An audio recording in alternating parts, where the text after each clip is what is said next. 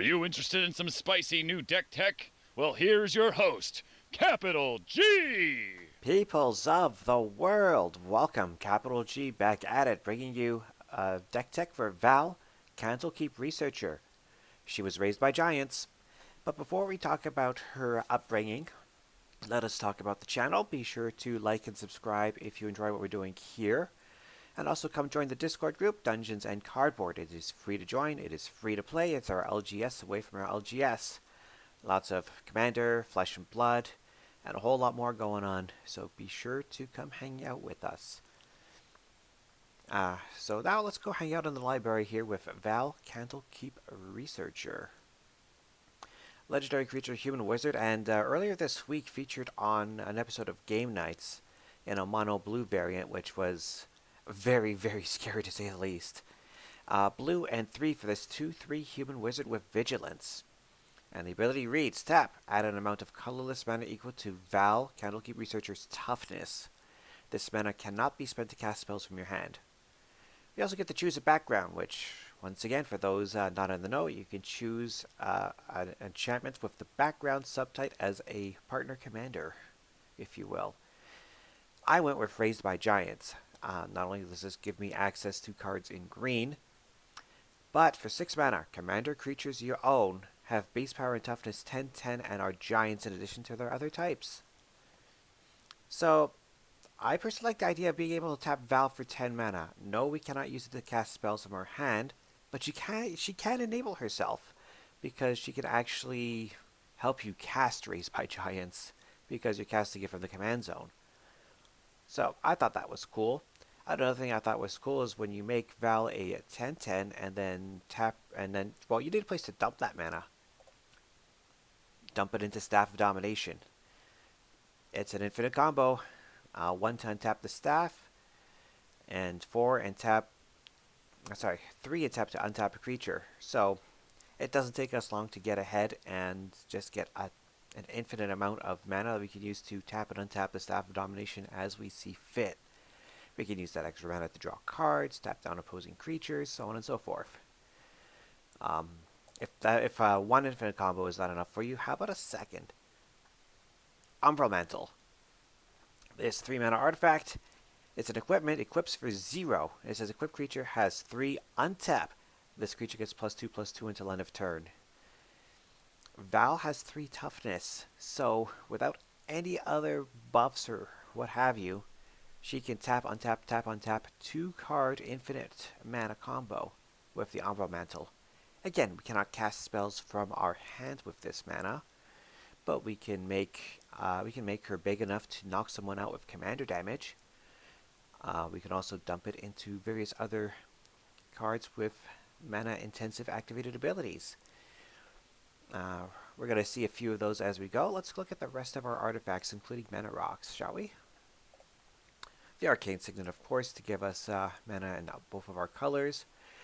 Bonder's Ornament, not only does it tap for mana of any color, but we can dump some extra mana in here to draw a card. It says each player who controls a Bonder's Ornament draws a card. It's a card that doesn't see a lot of play outside of, say, Brian from Cure for the Common Game. He uses this card a lot, so you might run into it there, but it's very rare to see this card. But still, we're going to run it here because it gives us a chance to draw cards, and we have so much mana that we can't spend on spells that we may as well spend it here.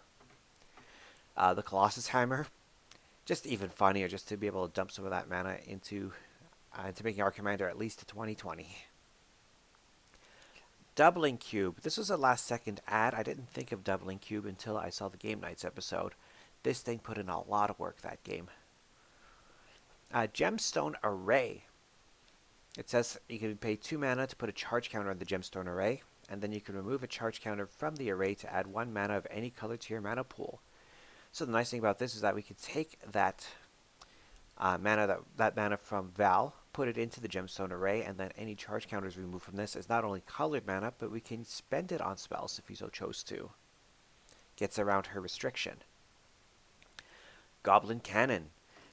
If we have obscene amounts of mana, we can play this, activate this as many times as we can afford. So if we've got 40 mana, we can activate this 20 times and just throw damage around. Grafted War Gear, just a 0 mana way to make Vhal bigger, faster. Isochron Scepter. We can imprint an instant on here of mana value 2 or less, and we can pay 2 tap and copy the imprinted instant. And if you're asking the question, the answer is yes. Dramatic Reversal is here. So we have an infinite combo with the Dramatic Reversal combo.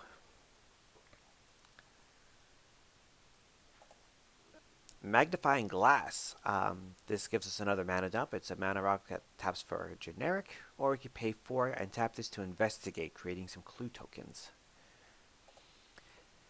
Our commander has Vigilance, by the way. I'm not sure if you caught on to that, but Vigilance, which means she's actually a really good attacker by blue standards. So if we throw a piece of equipment like Kurasi Gamma on her, and let's say we've already got our Raised by Giants out there, we're swinging in for at least 10, and if our opponents block, which, well, it's 10 commander damage at least coming in, they're compelled to. Well, whenever equipped creature deals damage to a blocking creature, this deals that much damage to each other creature defending player controls. And this is not to mention the fact that we can tap our commander for a bunch of mana and just make her bigger using the activated ability on this equipment. Mana Prism, it taps for a generic, or we could pay 1 mana and turn it into a mana of any color. And again, the mana generated from Mana Prism can be used to cast spells. Manascape Refractor. I've never thrown this into a deck. 3 mana, it's basically a 3 mana rock. It has all of activated abilities of all lands on the battlefield, and we can spend mana as though we're any mana. Sorry, we can spend mana as though we're any color pay activation costs of Manascape Refractor's abilities. So there you go. Depending on what lands show up in the game, it gives us another place to dump all that surplus mana that our commander generates. The Manifold Key. 1 tap to untap another artifact. Pretty sweet. 3 tap. Target creature cannot be blocked this turn. Yes, please. Especially since our commander is huge. Mind Stone. Of course, we can generate mana or we can sack it off to draw a card. Network Terminal, another mana dump here. It taps for a mana of any color, or we can pay our extra mana into this, tap this, and another artifact to draw, then discard a card. Patriarch Seal. This is fantastic here. 1 tap, untap a legendary creature you control. Yes, please. We're tapping for 10 mana at a time. Planar Bridge literally costs us nothing to activate once it's down. So, boring pick, but a fantastic one nonetheless. Prismatic Lens. Again, taps for colorless, or we can filter into a mana of any color, and again, our commander generates the colorless. We can filter through the lens and use it to cast the spell. Same is true for the Simic Signet. Soul Ring, because Soul Ring. The Talisman of Curiosity gives us colored mana. The Towers, there's a few of these that have this huge activated ability cost, but our commander can pay it no problemo. So Tower of Calamities, 8 tap, deal 12 damage to target creature. With our commander, it's surprisingly achievable. Tower of Fortunes, 8 tap to draw 4 cards. I like that rate. The Transmogrifying Wand. Just randomly pay 1 into a tap and remove one of the 3 charge counters that it starts with to destroy a creature, and its controller gets a 2/4 Ox. And Universal Solvent. 7 mana to destroy target permanent when our commander taps for 10 on a regular basis. I don't see a problem with that. Over to some creatures now with the Ephemeral Alchemist. I like the idea of being able to untap our commander, so we're going to see the words untap target creature a whole lot. In the case of Ephemeral Alchemist, it also untaps artifacts. Clever Conjurer lets you untap any permanent. Cloud of Fairies, when it enters the battlefield, untap up to 2 lands. So it can help us in that regard, but look at that cycling. It's an activated ability. We can cycle cards using our commander. Dread Lenorm. Threw in some of the adventure cards from the Commander Legends set, Baldur's Gate. So let's look at Scale Deflection, which is the adventure portion of it. Green and 3, instant. Put 2/1/1 counters on target creature and untap it. It gains hexproof until the end of turn. This can protect our commander, Our commander cannot cast it itself, but once this is off on an adventure, well, it's no longer in our hands, so our commander can actually pay towards casting this as a proper creature. And as a creature, it's a 7/6 that cannot be blocked by creatures with power 3 or less. Ettercap. It comes with Web Shot, which destroys a creature with flying, and it's a 2/5 reach. Intellect Harvester. This is one that's pretty hype.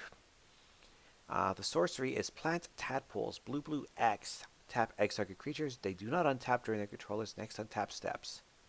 And then we can eventually cast it as an Intellect Harvester. When it enters the battlefield, turn any number of target tapped non-token creatures face down. They are 2/2 horrors. This is a good way to shut down our opponent's commanders. If our opponent's commanders are tapped, we can turn them face down. And until it's killed in some other fashion, or blinked, or what have you, they're staying on the table face down. Master Transmuter. We're running a lot of artifacts, so being able to swap them out for a single blue mana is good. Nimbleclaw Adept has the ability Big B's Hand. Tap this to untap 2 other permanents. We can only activate this once a turn and add sorcery speed. Still good. Prismite. Not a card we see a lot in Commander, but it makes sense here. 2 to add 1 mana of any color. So again, we can filter our commander's mana through this thing to give us not only colored mana, but colored mana that we can spend anywhere we like. The Seeker of Skybreak, untap target creature. Thrasios, great mana dump. 4 mana to scry 1, then we reveal the top card of our library. If it's a land, it comes into the battlefield. If it's not, we draw the card. Tribute Mage lets us go get an artifact with mana value 2. Put it into our hand. Trophy Mage gives us an artifact with a mana value of 3. And we have 2 3 mana value artifacts that go infinite with our commander. So Trophy Mage is a great add. Timora's Invoker. Great mana dump here. Has Sleight of Hand. 8 mana to draw 2 cards. Again, our commander regularly taps for 10. I had to throw it in here, didn't I? Didn't want to. It's a powerhouse card. Usually going to run this as the commander rather than in the 99. But if you want to sneak this into the 99, well, that's an amazing mana dump. 5. Shuffle our library, exile the top card, and we can play it without paying its mana cost. And like I said, our commander regularly taps for 10. So just by tapping our commander, we get 2 cards. For free. Yes, please. The Vizier of Tumbling Sands. Tap to untap another permanent. It can also cycle, and when you cycle it, it untaps a permanent. A few enchantments, including the Artificer class. Level 1. The first artifact spell you cast costs you 1 less to cast. Level 2. So to level it up, of course, sorcery speed, you pay the level 2 cost. Reveal cards from the top of your library until you reveal an artifact. Put it into your hand. Level 3. At the beginning of your end step, create a token that's a copy of an artifact you control. Great static ability. This is the only new class card, I think. It's not even in the main set. It's in the one of the precons. I was hoping to see a lot more classes. I would have loved to see like Archmage, for example, which is a prestige class, I know, but I would have loved to see it, or even Spellblade. But unfortunately, we did not get those. This is the only new class this time out. Hopefully we see more, because it's such a great card type, honestly. Someone in my Discord group, when I was proposing this deck idea, proposed the Helix Pinnacle. Our commander taps for 10 mana at a time. This is a good place to put it if we have nowhere else to go. 1 green for an enchantment with Shroud. X to put X tower counters on the Helix Pinnacle. And if we have 100 or more tower counters on Helix Pinnacle, we win the game. Yes. Pimen's Aura. So, if we put this on our commander, it only really goes infinite if we have a way to consistently filter her mana into blue. But it's just a great enchantment to go on offense with also. Again, our commander is consistently going to be a 10/10, so we can make it flying, and we can make it humongous with the activated ability here on the bottom very, very easily. If we throw on an additional piece of equipment or raise her toughness, even by a single point, then she can start swinging for lethal. Fast Desire, 3. It's one blue to cast. Blue and 3. You may tap or untap target creature. Pretty sweet. And we're also running the Wizard class. For 1 blue, we have no maximum hand size. For blue and 2, when this becomes level 2, we get to draw 2 cards. And for blue and 4, whenever we draw a card, put a 1/1 counter on target creature you control. And yes, our commander can use her mana to help us level up. A few instances now. We've already talked about Dramatic Reversal. Let's talk about Arcane Denial. Just a super effective counterspell. 2 mana, easily splashable, and it draws us back the card. Emerald Dragon, for whatever reason, ended up in my instance section. But what an instant it's got here in the adventure. Green and 2. For Dissident Wave, counter target activated or triggered ability from a non-creature source. I like it. It's also a 4/4 flying and trample. Moving on to Frantic Search. Of course, it's draw 2, discard 2, untap up to 3 lands. Some classic blue removal with Pongify and Rapid Hybridization. Both of them destroy target creature. And the creature's controller gets a 3/3 Frog Lizard. Or a 3/3 Ape, depending on which one of these you use.